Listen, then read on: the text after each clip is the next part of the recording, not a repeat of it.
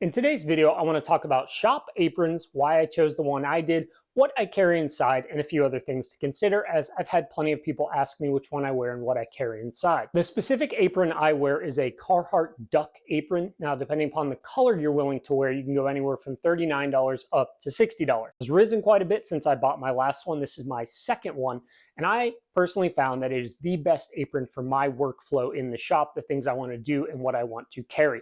But the first thing we need to ask is, do we want to wear an apron, and what type of apron do we want to wear? Because there's a couple different choices. I think a big reason to decide on an apron or not is both your setup as well as the clothes you want to wear underneath. I wear old, cheap clothes underneath this because I know it's going to get dirty, possibly even ripped up anyway. But a big reason I wear the apron is because my setup expands over a whole shop. I'm not necessarily always in one confined area. There's some people who have everything on the wall. They have cabinets, drawers next to them, and they work primarily on one side of a bench. I think in that case, if you're willing to go with a bit of kind of older or cheaper clothing, you don't necessarily need to carry an apron. You don't have to have this weight on you. You don't have to have the somewhat constricting nature of an apron. So if you're not convinced you need an apron, I don't think there's necessarily any reason to wear one if your shop layout works for you as is. Now, when it comes to aprons, we can spend barely anything. We can have a cheap cooking apron, which I actually wore, a nice floral pattern for the early years of my time woodworking here. We can have a relatively thin stringed kind of white canvasy kind of apron. We can have a normal canvas apron, which isn't the most expensive one, but is kind of in that mid-tier, or we can go all the way up to leather. Now, for leather, you're looking sometimes at $100, $150 to get into a leather apron, and a lot of them that I've looked at don't necessarily have as many pockets, but you can get some custom ones made as well. And the basic determination there is, how much woodworking are you going to be doing, and how beating on your apron are you going to be? For me, I try to get down here every day. And I also am pretty rough on my aprons. So that threw out the idea of a leather apron for me. If I'm going to spend $150 on an apron at once, I want it to last 12, 15 years, something like this. With these, I go through about one every 4 years. So it would take about 3 years or 3 versions of this to equal $150, $160 apron. For me, it's just not worth it. I really beat up on these, and I can't guarantee that single leather one is going to last those 12 years. For example, when I'm sanding things and I've got sandpaper that's relatively rough, I will rub it up against my apron to clean it off. That started to degrade this area up here. Do I really want to have an expensive leather apron on and do that? No, not really, but it's a natural habit I have, and at this point, trying to not do that is simply not going to work. The primary reason I moved from a really cheap apron to a mid-tier one into this thicker canvas was because of sharp objects. This canvas level right here, again, not the highest end in the world, but a pretty high end, is totally fine. It's not going to have a sharp chisel go through it. No matter how many times I poke myself with this sharp chisel can't go through this. That's huge for me. I've dropped these a few times. I've had stitches from dropping them, but I know for sure that if I drop it on my apron area, it's not going to cut me. Something cheaper, I'd be a little more worried about that. And I don't want to have to pay $1,000 for a hospital bill because I only wanted to spend $13 on an apron. The next thing we have to consider is the way it is held on our body. How thick do we want the straps, and how high do we want to wear our apron? There are some types that go quite low. It has a relatively low chest opening, and it's down lower, covering more of your legs than it is necessarily your upper chest.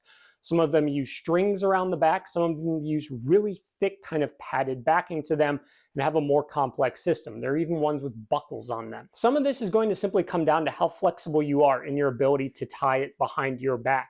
If you do not have that flexibility, if you're getting a little bit older, or for whatever reason you have an injury from when you were younger, you may want a buckle one where all you have to do is take the 2 buckles, clip them together, and not worry about it. Personally, I'm still young enough and flexible enough that I can tie this behind my back relatively easily while also making it tight. I don't like to slip it over because then I can't have it as tight as I like it. I am, however, a big proponent of the thicker straps, not necessarily the padded ones that you can spend more and get padded ones, but just the thicker ones. There are plenty with little string straps. Those will dig into your collarbone and traps over time. I wore one in between the kitchen apron and this one, and it was a cloth-ish canvasy one, and it had little kind of string straps, not much thicker than your shoelaces, and it would dig into my neck. And it was fine in terms of kind of protecting me enough and keeping me clean enough that I didn't immediately upgrade it, but eventually I got sick of those straps eating into my shoulders, and I went and got something thicker. I don't think you need the padded necessarily unless you do have problems with some kind of weight, rubbing, chafing, something like that, at which point maybe consider those. but I think this is a nice middle ground. They're thick enough to distribute the weight evenly, but thin enough also that it's not some kind of, you don't feel it on your back. Those padded, thicker ones, you can feel them a little bit, and if you don't like that feeling, you're not going to enjoy those. You want this to be something that almost disappears on you. You don't notice your apron as you're doing your woodworking. The next biggest question, and maybe the biggest question of all for a lot of people, is how many pockets and the orientation. And that is primarily how I stumbled upon this Carhartt. Is I wanted as many pockets as humanly possible in my apron. There were a wide variety of kind of canvas, middle budget area priced ones, but this Carhartt one, it was available on Amazon, which meant it was easy to get, I'll be honest about that. But two, it had 1,000,000 pockets, which was perfect for me. Now, I don't technically use all of these pockets, but the way I do use them is ordered very specifically for the way I like to reach for things, the things I like to use the most. So let's take a look at what's in this apron exactly. The way I have things laid out within my apron is all based upon what I use the most. So I've got one pocket on my right-hand side that I'll almost call kind of a normal pants pocket related area, really easy to reach into, relatively wide, easy to slip in and out. But if you overpack it with stuff, you're unable to get to the deeper bottom. So the two things I carry in there are my 6-inch ruler and a big eraser. Those for me fit nicely in there. I can reach both of them. And one big thing with the ruler, as well as something like a combo square, which we'll get to, is if you stick it somewhere up more on your belly or chest, it can poke you if you run into it. So I really like that this has one, at least one. The other side does not have one, but one deeper leg pocket that's lower on the side, that if I'm moving, bending around, getting down to do something on my table saw to grease it, I'm not going to run into that ruler and I don't have to take things out of it. Now, I am right-handed, so for somebody who's left-handed, this apron may not be ideal, as that lower right pocket is on the right. And if your primary hand wants to reach down to the left, perhaps you're going to have to look for a different apron. Now, as we move up a level, I've got things that I reach for quite a bit. However, I have things divided left and right because, again, I am right-handed based on what I reach for the most. So in my right-hand side pocket, I've got my basic 6-foot tape measure. To me, a 6-foot is perfect for keeping in your apron. It's not too big and bulky. And for most hobbyist woodworking things, 6 feet is going to be enough. I've got a 25-foot in here somewhere. Well, it's actually over there, but I don't use it very often, so I don't need it with me. When I go over to my left side here, I've got my combination square, 3-inch specifically, and we'll come in here and talk about this apron in regards to a 6-inch because it's right on the bubble. My 3-inch combination square, I've got a small pocket knife, and then I have a very tiny little mini 1-inch tri-square carpenter square in there. Those are all things that I use a fair bit, but I didn't want the combo square in the same pocket as the tape measure because they kind of run into each other and get a little bulky. I use the combo square a lot, but because it's in the lower left, I can easily reach over there without having to go too far up to the side. When we move up a level, I've got on my left-hand side here, one of those X-Acto knife type things, as well as a Sharpie. I really like to have a Sharpie, and I really like for it to be upside down, which is why this apron is great. It's pulled just tight enough. These pockets are just tight enough that it's able to hold things in place. There are a few pockets down the middle where you could, in theory, put a Sharpie, but I find that if you bend over too much, you will end up running into something like a Sharpie or a pencil or pen. Now, the middle on the right-hand side, I actually like to leave open, depending upon what project I am doing. It's relatively easy to reach.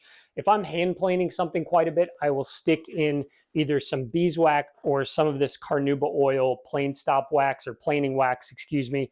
That I really like to have in there if I'm going to use it a lot. Sometimes I will use that for screws, nails, something like that. Again, this is thick enough that they're not going to poke me. Any wide variety of things, I like to leave that middle right one open. Then on the left again here, going up to the top, I keep this for my phone. When I'm going somewhere back and forth, I always leave that open for my phone. It just fits in there relatively nicely. I think most modern phones will fit into this pocket if you want to get into this apron specifically. On the top right, I've got a bunch of little pieces of shop towel. I use these all the time, whether it's cleaning glue off of something, cleaning up a spill, wiping away some stain. Maybe I'm leaking a little bit from a sharp object that got to my hand. Whatever it is, I have those right there, easy to reach, and I use so many of them that I love having them able to be right on my pocket, but not bulging out. When we move up to the top level here, I've got two different things. My writing utensils, 2 pencils, and a pen, and honestly, I could hold a lot more if I want. And I really like the situation of this apron because even if I bend over, and kind of lean my head down. They don't run into me at all, but they're very easy to reach, and they have the equal space on the left or right side depending upon what you want. For the videos, I generally move my pen to the right to keep it out of the way of the microphone, but I traditionally carry my pen on the left so that I don't accidentally grab a pen when I want a pencil. That's just up to me. And then at the very top here, we have a zippered pocket for something you're not going to use quite often, but you want to make sure stays in there. And for me, that's a Band-Aid. I actually keep a single Band-Aid in here for when I occasionally cut myself. So if I'm in the middle of a project and it's not too bad and I don't want to go deal with it right now, I can slap the Band-Aid on there, stop the bleeding, keep working. If it's not too bad, I can deal with it later with washing it out and all of that. But I like to keep that up there, keep it closed up so that I don't have to ever worry about it falling out and then searching around for a Band-Aid. I've got a first aid kit, but I don't want to have to dig through that if it's a relatively minor cut and I just need to keep the blood off of the wood I'm working on. Now, because of the spaciousness of some of these pockets, depending upon the type of woodworking you're doing, you could fit a lot of other stuff in here. If you are a big hand tool person, marking knife and marking gauge can easily go inside of here, no problem. And because it's that thick canvas, if you don't have a sheath for your marking knife, as long as you keep it tip pointed down, you're going to be fine. It's not going to cut you and it'll be there whenever you want. Now, when it comes to the 6-inch square, we get into a bit of a tricky area here because it's going to depend upon the thickness of your square. If you are a woodpecker's person, not going to happen. You're not going to fit that in there. It's just way too thick. If you're a more traditional person, something PEC or just that kind of normal, older school, thinner combination squares, you can get this in there at an angle if you want it in one of the kind of belly pockets or in perfectly fine on the right-hand side pocket. But that means that's taking up that space because you're not going to want to put something in there that you're going to have to fish around through and try to get around that 6-inch combo square. So while it does fit inside of the kind of front belly pockets, it's not ideal. You could fit it inside the top kind of belly, lower breast area pocket, but it's going to be, again, in that sternum area where if you bend over, you may or may not run into it. But if you always carry a 6-inch, that's going to be your leg side pocket. It's going to fit in there nicely. So that's what I carry inside of my shop apron. And for my type of woodworking and my workflow, I do need an apron. I need to have these things on me because if I'm over at the bandsaw, I don't want to have to walk back over here if I need to quickly lay out a line or something like that.